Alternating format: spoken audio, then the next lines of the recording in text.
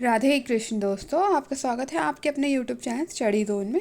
तो आज के इस वीडियो में हम पढ़ेंगे पृथ्वीराज रासो के विषय में। तो चलिए इस वीडियो में आगे बढ़ते हैं और पढ़ते हैं पृथ्वीराज रासो को।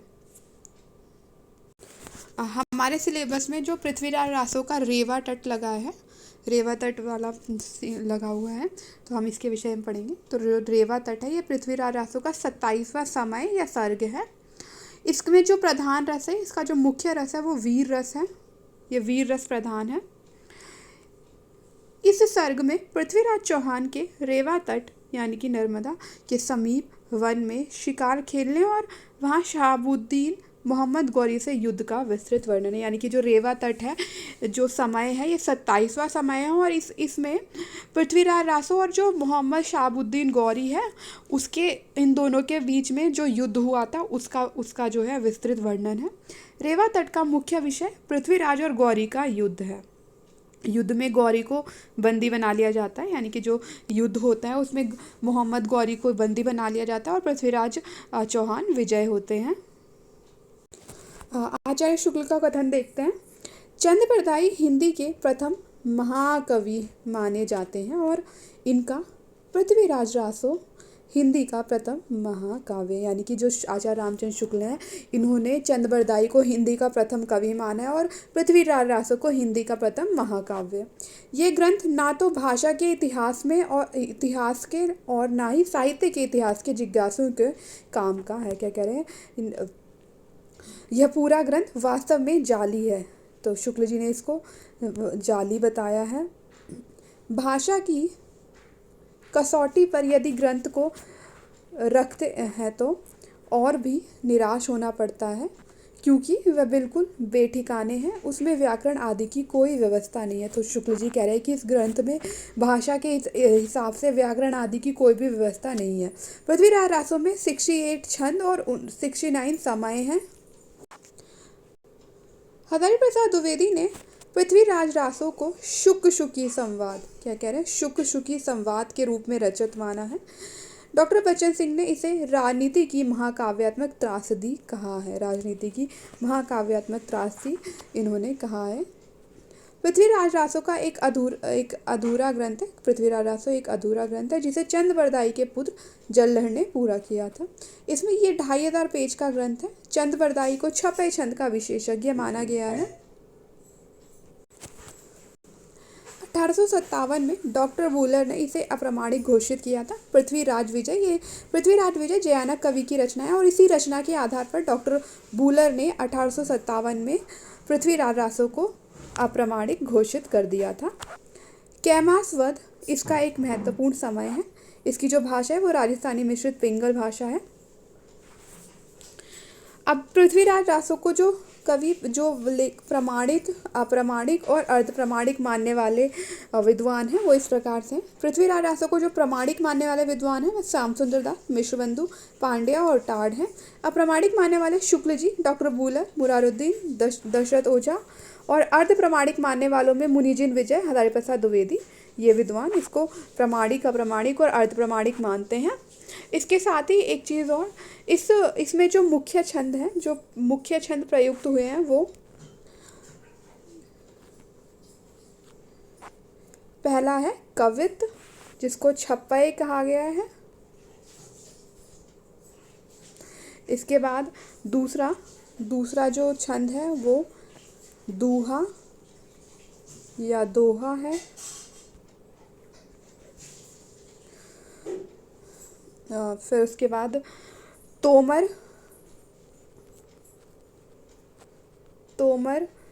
त्रोटक,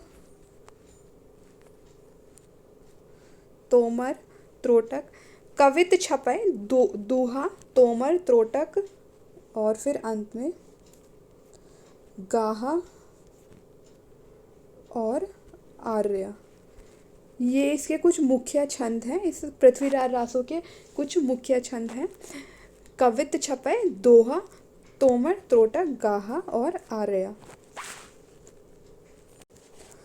तो देखते हैं पहला छंद। पृथ्वीराज रासो जो रेवा तट है इसका पहला छंद पढ़ते हैं। ये जो छा है इसका मतलब छंद और ये रूपक। देवगिरी जीते सुभट आयो चामंड राई, जय जय नृप कीर्ति सकल कही कविजन गाई। अर्थात इसका जो अर्थ है वो इस प्रकार से है। देवगिरी को जीतकर शेष वीर चामंड राय आया, तब सब कवियों ने राजा यानी कि पृथ्वीराज की कीर्ति का जय गान किया। देवगिरी जीते सुभट, आयो चामंड राई, जय जय नृप कीर्ति सकल कही कविजन गाई। अर्थात देवगिरी को जीतकर शेष वीर चामंड राय आया, तब सब कवियों ने राजा यानी कि पृथ्वीराज की कीर्ति का जयगान किया। तो ये था पहला छंद। अब देखते हैं इसका दूसरा छंद। मिलत राज पृथ्वीराज सो, पृथ्वीराज यानी पृथ्वीराज, मिलत राज पृथ्वीराज सो कही राव चामंड, रेवा तट जो मन करौ तौ वन अपुब गज झुंड। चामंड राय ने महाराज पृथ्वीराज से मिलकर कहा कि यदि आप रेवा तट पर चलने की इच्छा करें तो वहाँ वन में अपूर्व हाथियों के झुंड मिलेंगे। क्या कह रहे हैं कि मिलत राज पृथ्वीराज सो, चामंड राय ने महाराज पृथ्वीराज से मिलकर कही राव चामंड उनसे कहा यदि आप रेवा तट जो मन करो तो वन अपुब गज झुंड, रेवा तट पर चलने की इच्छा करें तो वहाँ वन में अपूर्व हाथियों का झुंड मिलेंगे। तो क्या कह रहे हैं, इस पहला जो छंद है उसमें कहा गया है कि जो उसका भावार्थ इस प्रकार से कि देवगिरी को जीतकर जब शेष वीर चामंड राय आया तब सब कवियों ने राजा पृथ्वीराज की कीर्ति का जयगान किया।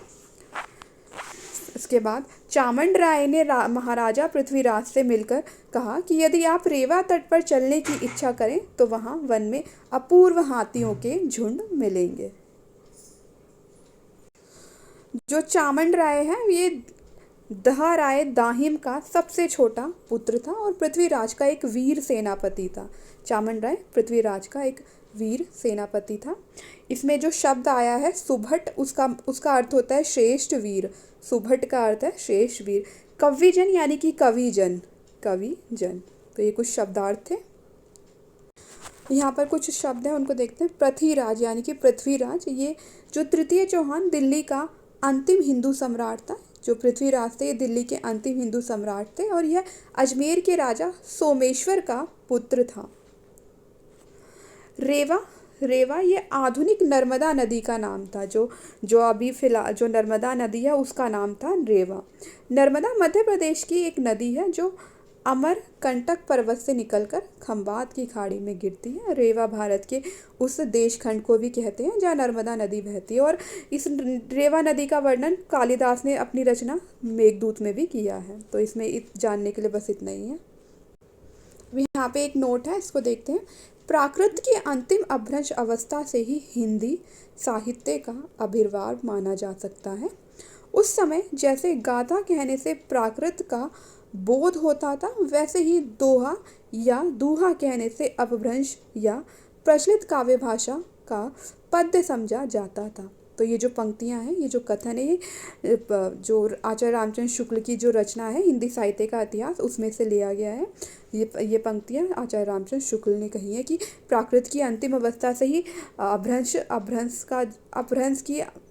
प्राकृत की अंतिम अपभ्रंश अवस्था से ही हिंदी साहित्य में का आविर्भाव माना जा सकता है। उस समय जैसे गाथा कहने से प्राकृत का बोध होता था वैसे दोहा या दूहा कहने से अपभ्रंश का या प्रचलित काव्य भाषा का पद्य समझा जाता था। तो ये जो कथन है ये आचार्य रामचंद्र शुक्ल जी की रचना हिंदी साहित्य का इतिहास से ली गई है। दोहा या दूहा मात्रिक छंद है। क्या कह रहे हैं, जो दोहा या दूहा है ये मात्रिक छंद है। इसके विषय में इसके विषम चरणों में 13 और सम चरणों में 11 मात्राएं होती है। क्या कह रहे हैं, जो दोहा या दूहा है ये एक मात्रिक छंद है जिसके विषम चरणों में तो 13 मात्राएं होती है और सम चरणों में 11 मात्राएं होती है। पहले व तीसरे चरण के आदि में जगन ना होना चाहिए और अंत में लघु होना चाहिए।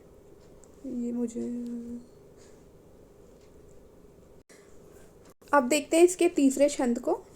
ये कवित है। कवित्व। बिंद ललाट प्रसेद करियो शंकर गजराजम। बिंद ललाट प्रसेद करियो शंकर गजराजम, यानी कि अपने माथे से जो पसीना बह रहा था उसकी बूंद से शंकर जी ने गजराज का तिलक किया। ऐरापति धरी नाम दियो चढ़ने सुरराज। उस गज का नाम उन्होंने ऐरापति रखा। और जो है जो सूरराज यहाँ पे इंद्र के लिए आया है। दानव दल तेहि गंजी रंजी उमिया उर अंदर, होई कृपाल हस्तिनी संग बक्सी रची सुंदर। औलादी तासु तन आए के रेवा तटवन, बिथ्यरई सामंतनाथ सो मिलत इप ताहिम्बे कथ उच्चरई। सामंतनाथ यहाँ पे पृथ्वीराज चौहान को कहा गया है। आगे देखते हैं इसका शब्दार्थ। शंकर ने अपने ललाट के प्रस्वेद की बूंद से तिलक करके गज को गजराज बना दिया और ऐरापति नामकरण करके उसे सुरराज को सवारी के लिए दिया। यानी कि देखिए ये जो पहले है, बिंद ललाट प्रसेद करियो शंकर गजराज, यानी कि उनके ललाट से जो पसीने की बूंद थी उससे तिलक करके गज का तिलक करके गजराज बना दिया। और उसका जो नाम है ऐरापति धरी नाम, उसका नाम ऐरापति धरा। दियो चढ़ने सुरराजम, और उसका नामकरण ऐरापति किया और उनको जो है सुरराज को सवारी के लिए दे दिया। उसने राक्षस समूह का गंजन कर उमा के हृदय को रंजित किया और उन्होंने कृपालु होकर उसे एक सुंदर हस्तनी प्रदान की।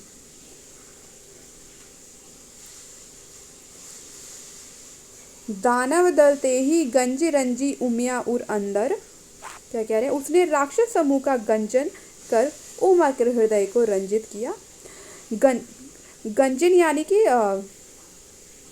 नाश कर, गंजी का यहाँ पे नाश करने। उसने राक्षस समूह का गंजन कर यानी कि नाश कर उमा के हृदय को रंजित किया। उमा यानी पार्वती माता के हृदय को खुश कर दिया। रंजित यानी प्रसन्न किया। दानव दल ते ही गंजी रंजी उमिया उर अंदर, होई कृपाल हस्तनी संग बक्सी रची सुंदर। और उन्होंने कृपालु होकर उसे एक सुंदर हस्तनी प्रदान की। इन्हीं हाथियों के शरीर से इनका कुटुंब बढ़ा और रेवा तट के वन में फैल गया। सामंतों के नाथ यानी कि पृथ्वीराज से मिलकर दाहिम यहाँ पे चामंड राय को दाहिम कहा गया। चामंड राय ने इस कथा का वर्णन किया, यानी कि जो चामंड राय हैं वो पृथ्वीराज को बोल रहे हैं कि शंकर जी ने अपने ललाट से जो पसीने की बूंद थी उससे गजराज का जो है तिलक किया, उसे गजराज बनाया और उसका नामकरण किया। उसका नाम ऐरापति रखा और उसको सुरराज को सवारी के लिए दिया। फिर सुरराज ने उसने राक्षस समूह का गंजन यानी कि नष्ट करके उमा के हृदय को रंजित किया। उमा यानी कि पार्वती माता को यहाँ पर उमा कहा गया है। उमा के हृदय को रंजित किया, रंजित यानी प्रसन्न किया। और उन्होंने कृपालु होकर उसे एक सुंदर हस्तनी दी, यानी कि पार्वती माता ने उसके ऊपर दया करके उस हाथी को एक सुंदर हस्तनी प्रदान की। और इन्हीं हाथियों के शरीर से इनका कुटुंब बढ़ा और रेवा तट के वन में फैल गया। और ये जो हाथी और हथिनी थी, इन्हीं दोनों से इनका जो है कुटुंब बढ़ा और रेवा तट पे फैल गया। और ऐसी कहानी सामंतों के नाथ यानी कि पृथ्वीराज को चामंड राय ने ये कथा सुनाई। तो ये था इसका तीसरा छंद। यहाँ पे कुछ शब्दार्थ हैं। बिंद, जो बिंद शब्द आया है इसमें, उसका अर्थ हुआ बूंद। ललाट यानी कि माथा। प्रसेद यानी कि पसीना। शंकर यानी कि शंकर भगवान। गजराजम, गजों का राजा। ऐरापति, ऐरावत या इंद्रहस्ती। ऐरावत शुक्ल वर्ण और चतुर्दंत का विशेषण है। समुद्र मंथन के समय 14 रत्नों में से के साथ यह भी निकला था, यानी कि जो ऐरावत था ये समुद्र मंथन के समय जो 14 रत्न थे उनके साथ ये भी निकला था। ये पूर्व दिशा का गज था, गज कहा जाता है इसको, पूर्व दिशा का गज कहा जाता है। इसके अन्य नाम अभ्रमांतंग, ऐरावत, अभ्रभूल, भूवल्लभ, श्वेतहस्ती, मल्लनाग, इंद्रकुंजर, सदादान, सुदामा, श्वेतकुंजर, गजाग्रमी और नागमल है। यहाँ पे शब्द आया सुरराज, सुरराजम, यानी कि ये शब्द सुरराज इंद्र को कहा गया। ये एक वैदिक देवता थे जिसका स्थान अंतरिक्ष और जो पानी अंतरिक्ष, इनका स्थान अंतरिक्ष में था और ये पानी बरसाते थे। ये देवताओं का राजा माना जाता है। इसका वाहन ऐरावत और अस्त्र वज्र है। इनकी स्त्री का नाम शची और सभा सुधर्मा है, जिसमें देव, गंधर्व और अप्सराएं रहती हैं। अब यहाँ पे एक नोट है, प्रस्तुत रेवा तट समय के तथा पृथ्वीराज रासो के वे सारे छंद जिन्हें चंद्रबरदाई ने कवित्व की संज्ञा दी है, वे छंद ग्रंथों में दिए हुए कवित्व के लक्षणों से नहीं मिलते। क्या कह रहे हैं कि जो वे सारे छंद जिनको चंद्रबरदाई ने कवित्व की संज्ञा दी है, वे छंद, जो छंद ग्रंथ हैं उनमें जो कवित्व के लक्षण दिए गए हैं उससे मिलते ही नहीं है। और मिले भी कैसे, क्योंकि वे कवित्व है ही नहीं, वे हैं छप्पय। तब चंद्रबरदाई ने छप्पय को कवित्व क्यों लिखा? इसका रहस्य पृथ्वीराज रासो नागरी पंचानी सभा के प्रश्न नंबर ये कितना 6 है या 9 है जो भी है कि फुट नोट में इस प्रकार उद्घाटन किया गया है। तो जो भी चंद्रबरदाई ने जिनको भी कवित्व की संज्ञा दी थी वो वास्तव में छंद ग्रंथों के अनुसार कवित्व नहीं है, क्योंकि उनके जो लक्षण हैं वो कवित्व से नहीं मिलते हैं, वे सभी छप्पय हैं। और जो यह छप्पय क्यों है, इसका छप्पय को कवित्व क्यों लिखा है, इसके बारे में नागरी पंचानी सभा में इस प्रकार से बताया गया है कि साप्रंत काल में यह छप्पय, षटपद, षटपदी आदि नामों से प्रसिद्ध है, परंतु 17वीं शताब्दी से पहले यह कवित्व नाम से ही प्रसिद्ध था। यानी कि छप्पय को जिस टाइम पे चंद्रबरदाई ने ये रचना लिखी थी पृथ्वीराज रासो, उस टाइम पे उसको यह कवित्व नाम से ही प्रसिद्ध था। इसी कारण जो है चंद्रबरदाई ने कवित्व की संज्ञा दी, यानी कि छप्पय को कवित्व लिखा है, क्योंकि 7वीं शताब्दी के पहले ये कवित्व नाम से ही प्रसिद्ध था। अब इसका जो अगला छंद है वो देखते हैं, वो है अरिल। चारी प्रकार पित्सी वन वारन, भद्र मंद मृग जाति साधारण। क्या कह रहे हैं कि चारी यानी कि 4 प्रकार के, यहाँ पर 4 प्रकार की जातियाँ बताइए, भद्र, मंद, मृग और साधारण। पुच्छी चंद कवि को नरपते सुरवाहन किम आई धरती है। अर्थात देखते हैं इसका भावार्थ। चामन राय पृथ्वीराज से कहता है, जो चामन राय है वो पृथ्वीराज से कहता है कि उस वन में भद्र, मंद, मृग और साधारण ये 4 प्रकार के हाथी देखे जाते हैं। तब नरपति यानी कि पृथ्वीराज ने चंद्र कवि से पूछा कि देवताओं का वाहन पृथ्वी पर किस प्रकार आ गया। फिर से देखते हैं एक बार। चारी प्रकार पिस्सी वन वारन, भद्र मंद मृग जाति साधारण, पुच्छी चंद कवि को नरपति सुरवाहन किम आई धरती। यानी कि चामन राय कहते हैं कि इस वन में 4 प्रकार की जो है गज की जातियां देखी जाती हैं। कौन सी जातियां हैं? 4 प्रकार की, भद्र, मंद, मृग और साधारण, ये 4 प्रकार की गज की जातियां देखी जाती है। तब जो है नरपति यानी कि जो पृथ्वीराज है वो चंद कवि से पूछते हैं, पुच्छी चंद कवि को नरपति सुरवाहन किम आई धरती। तो क्या जो है जो देवताओं का जो वाहन था वे किस प्रकार से धरती पर आया। अब ये जो अगला छंद है इसमें चंद कवि इनके जो पृथ्वीराज क्वेश्चन पूछते हैं उसका जो है उत्तर देते हैं। ये भी कवित्व है। हिमाचल उपकंठ एक वट वृष्व उतंग, 100 जोजन परिमाण, शास तस भंजी मतंग, बहुरी दूरड़ मद अंध डाही मुनिवर आराम, दीर्घ तपारी देशी शाप दीनो कुपितामम, अंबर विहार गतिमंद हु नर आरूढ़न संग्रह, संभरी नरी नरेंद्र कवि चढ़ कही सुर गइंद, इम भुवि रही है। तो देखते हैं इसका भावार्थ। चंद कवि ने पृथ्वीराज को उत्तर दिया जब पृथ्वीराज पूछते हैं उनसे कि जो ये देवताओं की सवारी है कैसे नीचे आई, पृथ्वी पर कैसे आई। चंद कवि उत्तर देते हैं, हिमालय के समीप एक बड़ा ऊंचा वट का वृक्ष था जो 100 योजन तक विस्तृत था। मतंग ने उसकी शाखाएं तोड़ी और फिर मधांध हो उसने दीर्घ तपा ऋषि का उद्यान उजाड़ डाला। हाथी की आकाशगामी गति मंद हो गई और नरों यानी कि मनुष्यों ने उस सवारी के लिए संग्रह कर लिया। चंद कवि ने कहा कि हे संभल के राजा यानी कि पृथ्वीराज, इस प्रकार सुर गयंद भूमि यानी कि पृथ्वी पर रह गया। अब देखते हैं इनके कुछ शब्दार्थ। जैसे च्यारी जो शब्द आया है उसका अर्थ होता है चार। पिशवी फेंकना यानी कि प्रेक्षण, देखे जाते हैं, जो देखा जाता है। वारन यहाँ पर हाथी को वारन कहा गया है। पुच्छी यानी कि पूछा। फिर यहाँ पे एक नोट दिया है, प्राय भद्र मंद्र या मंद और मृग, ये 3 प्रकार के हाथियों का वर्णन मिलता है। यानी कि ज़्यादातर भद्र मंद और मृग, ये 3 ही प्रकार के हाथियों का वर्णन मिलता है, परंतु कहीं कहीं 4 से अधिक हाथियों की भी जातियों का उल्लेख है। को यानी कि से, नरपति यानी कि राजा, सुरवाहन देवताओं की सवारी, किम यानी कि किस प्रकार कैसे, धरतिया ही यानी कि धरित्री पृथ्वी। तो ये जो चौथा दोहा छंद था उसके जो है शब्द थे। अब अगले दोहा का शब्द देखते हैं।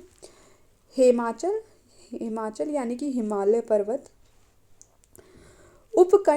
उपकंठ यानी कि निकट या समीप। बट यानी बरगद को बट कहा गया है। वृक्ष यानी कि पेड़। उतंग या ऊंचा, उतंग का अर्थ है यहाँ पर ऊंचा। जोजन यानी कि योजन। परिमाणम प्रमाण। शाश यानी शाख, यहाँ शाश का बहुवचनांत प्रयोग है। तस यानी कि तस्य या उसकी भंजी, भंजन तोड़ना। मतंग, हाथी को मतंग कहा है। बहुरी फिर। दूरद, दो दांत वाला अर्थात हाथी। दूरंद या द्विरद, 2 हाथ वाले हाथी। ढाई गिराना। आरामम फुलवारी, बगीचा उद्यान। और फिर उपवन यानी कि परम रम्य आराम, यह जो राम ही सुख देत। ये रामचरितमानस की पंक्ति दे दी है यहाँ पे। देशी यानी देखकर। कुपित अर्थात क्रोधित होकर।